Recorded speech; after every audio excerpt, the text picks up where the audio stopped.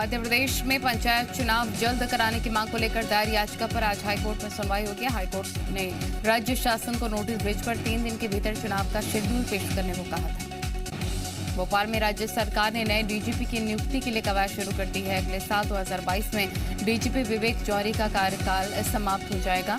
दिसंबर 2021 के अंत तक गृह मंत्रालय वरिष्ठता के आधार पर 3 आईपीएस अफसरों का पैनल संघ लोक सेवा आयोग को भेजेगा। आईपीएस अफसरों का पैनल में 1987 बैच के आईपीएस सुधीर सक्सेना, आईपीएस पवन जैन और 1988 बैच के अरविंद कुमार का नाम शामिल होगा। इन तीनों में से एक अधिकारी को प्रदेश का अगला पुलिस महानिदेशक बनाया जा सकता है। मध्य प्रदेश की 1 लोकसभा सीट और 3 विधानसभा सीटों पर होने वाले उपचुनाव के लिए प्रचार का शोर कल शाम 6 बजे थम गया। अब न रैली होगी न सभा हो सकेगी। एमपी में 30 अक्टूबर को चारों सीटों पर वोटिंग होनी है। सुबह 7 बजे से शाम 6 बजे तक खंडवा लोकसभा और रैगांव जोबट पृथ्वीपुर विधानसभा सीट के लिए वोट डाले जाएंगे।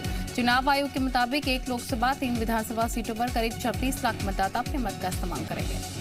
खंडवा लोकसभा उपचुनाव में अब प्रचार का शोर थम चुका है। चुनाव आयोग की गाइडलाइन के अनुसार केवल 5 लोगों की टीम डोर टू डोर प्रचार कर सकेगी। दूसरी तरफ शांतिपूर्वक मतदान कराने के लिए चुनाव आयोग की प्रशासनिक प्रक्रिया भी शुरू हो गई है।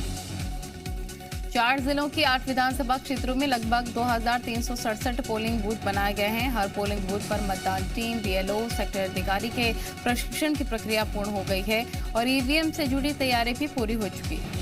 एमपी में चुनाव आयोग के मुताबिक 30 अक्टूबर को होने वाली वोटिंग के लिए 3944 मतदान केंद्र बनाए गए हैं। इन पर सीसीटीवी कैमरों का इंतजाम किया गया है। उपचुनाव में कुल 804 मतदान केंद्र संवेदनशील हैं। यहाँ माइक्रो ऑब्जर्वर लगाए गए हैं।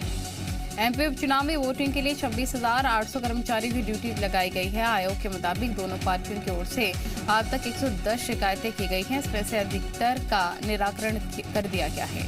रायपुर में आज से राष्ट्रीय आदिवासी नृत्य महोत्सव और राज्योत्सव 2021 का आगाज।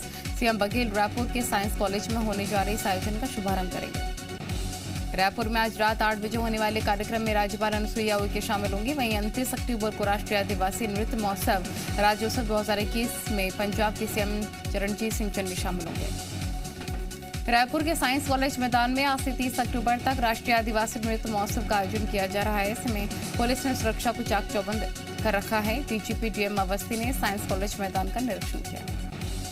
डीजीपी ने पुलिस अधिकारियों को जरूरी दिशा निर्देश भी दिए हैं। बैठक के दौरान कार्यक्रम में आने वाले सभी प्रतिभागियों को सुविधाओं और सुरक्षा का विशेष ध्यान रखने की हिदायत दी गई है। छत्तीसगढ़ में 1 दिसंबर से धान खरीदी की जाएगी। दिल्ली से लौटे सीएम भूपेश बघेल ने इसके संकेत दिए। सीएम ने कहा कि प्रदेश में 1 दिसंबर से धान खरीदी शुरू की जाएगी। महोत्सव को राष्ट्रीय अंतर्राष्ट्रीय स्तर पर सराहा जा रहा है। आदिवासी महोत्सव पर बीजेपी के आरोपों का भी सीएम ने जवाब दिया। उन्होंने कहा कि इस महोत्सव में अरबों रुपए खर्च नहीं हो रहे हैं। बीजेपी को अगर तकलीफ हो रही है तो ये इनकी मानसिकता है।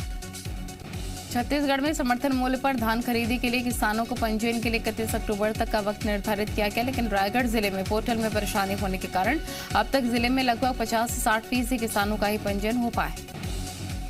रायगढ़ जिले की कलेक्टर ने प्रदेश सरकार से नवंबर तक पंजीयन की मियाद बढ़ाने की मांग की है। राज्य सरकार ने समर्थन मूल्य पर धान खरीदी के लिए किसानों के पंजीयन के लिए एकीकृत पोर्टल लॉन्च किया। गरियाबंद पहुंचे बीजेपी प्रदेश अध्यक्ष विष्णुदेव साय ने खाद्य संस्कृति मंत्री अमरजीत भगत के बेटे पर साधा निशाना। साय ने मंत्री के बेटे पर आदिवासियों की जमीन हड़पने के गंभीर आरोप लगाए। बीजेपी प्रदेश अध्यक्ष विष्णुदेव साय ने कवर्धा के विधायक मोहम्मद अकबर पर हमला बोलते हुए कहा, उन्होंने एक समुदाय विशेष के लोगों को खुश करने के लिए दूसरे समुदाय के लोगों के साथ अन्याय किया। जशपुर में कांग्रेस के पूर्व जिला अध्यक्ष पवन अग्रवाल ने हाथापाई के दौरान माइक छीनने और मामले में अब एक और तूल पकड़ लिया। इस पूरे मामले को लेकर कुंकरी विधायक और संसदीय सचिव यूडी मिंच थाने पहुंच गए। कुंकरी विधायक और संसदीय सचिव उन पत्रकारों के खिलाफ कार्रवाई की मांग कर रहे हैं जिन्होंने वीडियो वायरल किया और खबर प्रकाशित की। यूडी मिंच ने आरोप लगाया है कि इस खबर को दिखाकर भ्रम फैलाने का काम किया गया है, जिससे कि सामाजिक सौहार्द बिगड़ सकता है। भोपाल में सांसद साध्वी फलाहारी खिचड़ी बनाते नजर आई। अटेर से पूर्व विधायक हेमंत कटारे ने भिंड के प्रशासनिक अधिकारी एसडीएम और अटेर एसडीएम प्रभारी पर गंभीर आरोप लगाए। हेमंत कटारे का कहना है कि अधिकारियों ने नियमों को दरकिनार कर अकोड़ियों के भाव जमीन बेच दी। टीकमगढ़ में खाद नहीं मिलने पर नाराज किसानों ने सागर टीकमगढ़ रोड पर प्रदर्शन किया। वहीं टीकमगढ़ में तहसीलदार ने भी माना है कि खाद का संकट है। जितना खाद उपलब्ध है उसे बांटने के लिए उचित व्यवस्था की गई। अशोकनगर में भी खाद नहीं मिलने से किसानों के अंदर नाराजगी।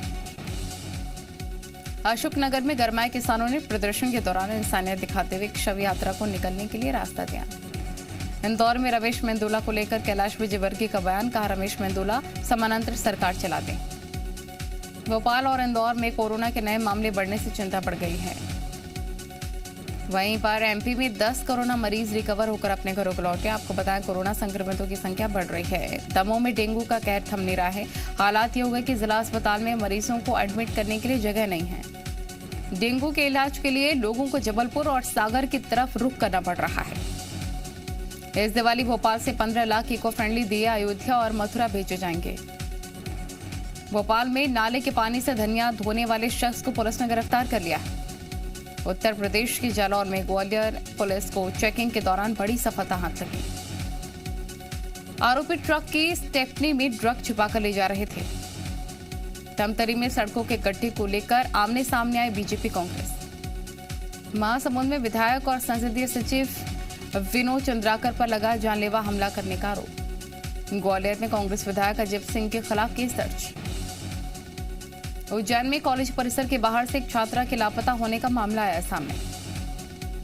छिंदवाड़ा में एक 13 साल की लड़की ने खोला हत्या का राज। पुलिस को सूचना दी कि उसके पिता ने ही युवक की हत्या की है। धमतरी में अनियंत्रित होकर पुल के नीचे गिरा सरकारी वाहन। पूर्व सेना प्रमुख और केंद्रीय राज्य उड्डयन मंत्री वीके सिंह ने कश्मीर में आतंकवादी घटना न दिखाने के लिए मीडिया को नसीहत दी है। कोरोना के खिलाफ जंग में केंद्र सरकार का बड़ा कदम, अगले 1 महीने चलेगा हर घर दस्तक वैक्सीनेशन अभियान। आज दिल्ली में अमित शाह से मिलेंगे कैप्टन अमरिंदर सिंह। रघुवीर सिंह के समर्थन में दिल्ली की सीमा पर पहुंचे यूपी उत्तराखंड के किसान। अरविंद केजरीवाल ने पंजाब चुनाव को लेकर कसी कमर। आज यूपी के आजमगढ़ के दौरे पर Akhilesh Yadav. T20 world cup में पाकिस्तान की जीत पर जश्न मनाने वालों पर योगी सरकार का एक्शन। देहरादून में आज सीएम धामी की अध्यक्षता में कैबिनेट की मीटिंग। राम मंदिर के लिए अशोक वाटिका के पत्थर का होगा प्रयोग। आज श्रीलंका से लाई जाएगी सीता इलिया शिला। लखीमपुर मामले में आज आशीष मिश्रा की जमानत याचिका पर सुनवाई।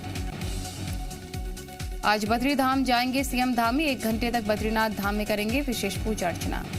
ड्रग केस मामले में फंसे आर्यन खान की जमानत पर बॉम्बे हाई कोर्ट में फिर से सुनवाई। मुंबई पुलिस के एसीपी स्तर के अधिकारी करेंगे समीर वानखेड़े के खिलाफ शिकायत की जांच।